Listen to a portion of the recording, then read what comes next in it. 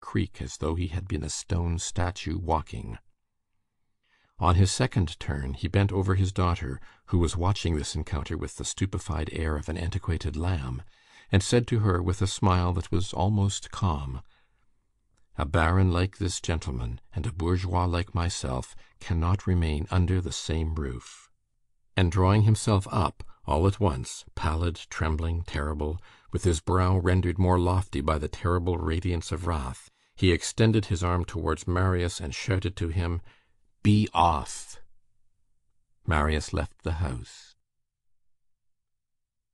On the following day, M. Gillenormand said to his daughter, "You will send 60 pistoles every 6 months to that blood drinker, and you will never mention his name to me."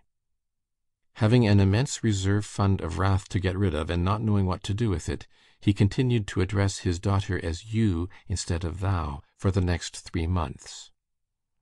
Marius, on his side, had gone forth in indignation. There was one circumstance which, it must be admitted, aggravated his exasperation. There are always petty fatalities of the sort which complicate domestic dramas. They augment the grievances in such cases, although, in reality, the wrongs are not increased by them.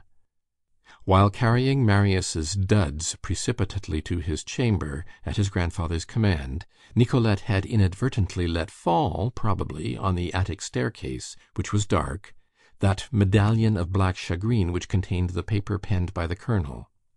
Neither paper nor case could afterwards be found. Marius was convinced that M. Gillenormand, from that day forth he never alluded to him otherwise, had flung his father's testament in the fire. He knew by heart the few lines which the colonel had written, and consequently nothing was lost, but the paper, the writing, that sacred relic, all that was his very heart. What had been done with it? Marius had taken his departure without saying whither he was going, and without knowing where, with 30 francs, his watch, and a few clothes in a hand-bag. He had entered a hackney coach, had engaged it by the hour, and had directed his course at haphazard towards the Latin Quarter. What was to become of Marius? End of Book 3, Chapter 8.